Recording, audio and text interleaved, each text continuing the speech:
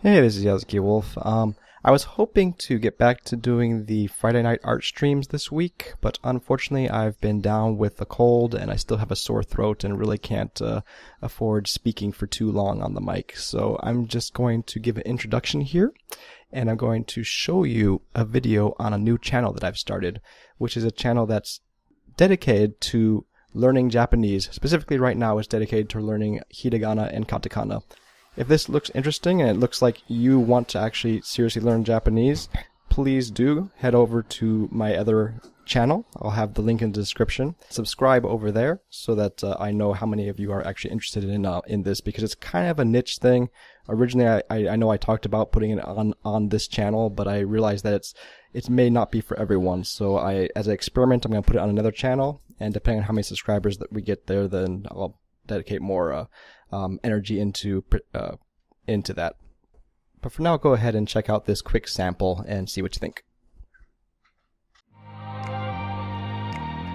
Hey, this is Yazuki Wolf, and today's Benkyokai is going to be a bit of an excursion, a virtual study abroad, if you will. So these are just going to be little kind of fun videos that we'll put in between the more formal lessons, because I'm a big advocate of full immersion kind of language study. And what that means is that you shouldn't always just be sheltered in your classroom, only experiencing the language in sort of a curated fashion, but you should actually try to get used to jumping out there and just experience it in the raw, you know. So one thing to keep in mind is that these videos, these are not going to be tailor-made for your current lessons.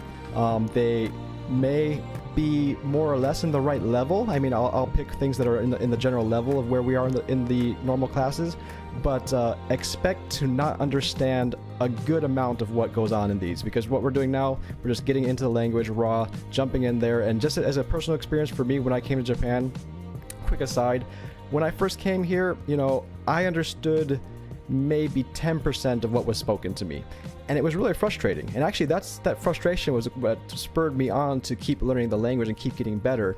And the thing is, though, because I was experiencing the language in the raw, and I would go out there and I would just whatever I could do in Japanese, I would try to do it in Japanese. So if I was reading comics, I would read them try to read them in Japanese. If I was using my phone, I would keep the Japanese user interface instead of switching to the English one, just so that you get used to seeing things. And even if there's like 75% of the stuff you don't understand, you do the best you can with the 25 you can understand, and after a while you start picking up the other parts, and it's just kind of starts seeping into your overall linguistic consciousness. I could go more into depth about this kind of philosophy, but I'll save that for a separate video. For now, let's just jump right in. So right away here we see that we have three characters. The two on the left here, let me actually get a brush. There we go. So these two on the left here, you can see that they are probably Japanese characters, and this character over here is American. And the way that I know that is, well, first off, her hair is not colored, so we could assume that this is probably supposed to be blonde hair.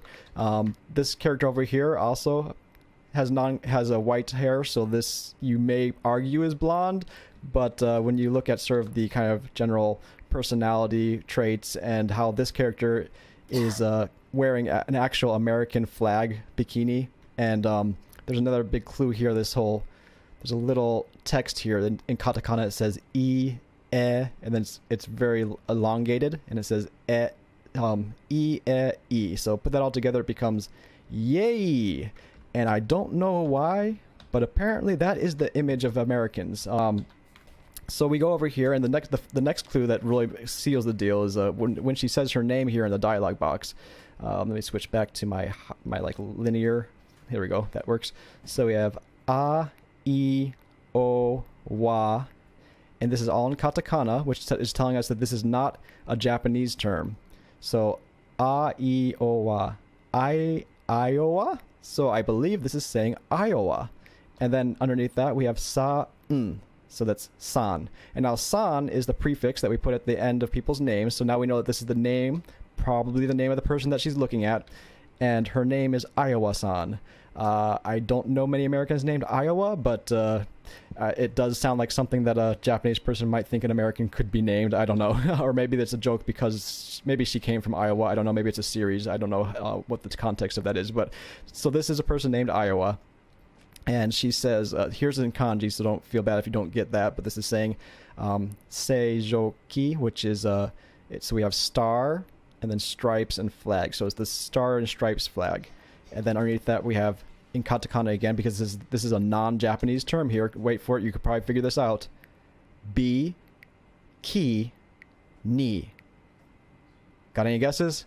Yes, it is talking about the star and stripes bikini that Iowa-san is wearing. So once again, that's illustrating how katakana is used here to specify that this is a non-Japanese term. It kind of gives you that kind of heads up, like, okay, think of this in terms of non-Japanese terms, and you'll probably be able to figure it out. And now we have ga. These are particles. We'll get to that in future videos. It's kind of just the grammar. Then kanji again, niao ne. So niao, just means it looks good on you. So she's saying like, oh, like Iowa-san looks really good. You look really good with that that star, or Iowa-san looks really good with that star and stripes flag bikini. And then her friend says, desu ne, like, yeah, you're right, like, definitely, you know, it's just kind of like a confirmation. It's a way of like confirming another person's statement. Oh, and yeah, give you a second to look over that if you are still learning, if you're learning the hiragana, because we have the te. This is the hiragana for te, but since we have the ten in the right corner here, we know that it's voiced, which turns the T sound into a D sound, so we have de. And then, so we have de, su. So that's a very common word, desu. It is. So it is so, basically, is what this is saying. Like, that, what you said is, right? And then ne is just like a confirmation, it's just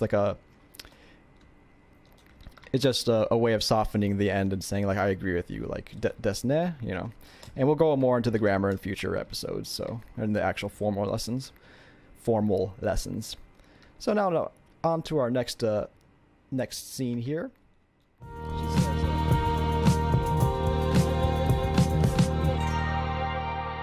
Alright, and once again, that was just a sample of what I would be hoping to produce on my new channel, which for the time being we're going to be calling Japan Quest. I may change that in the future. I'm not sure. I might put some Japan Quest videos over there as well. But anyways, if this seems like something that you would be interested in, please go ahead and subscribe over there, and I'll see you next time.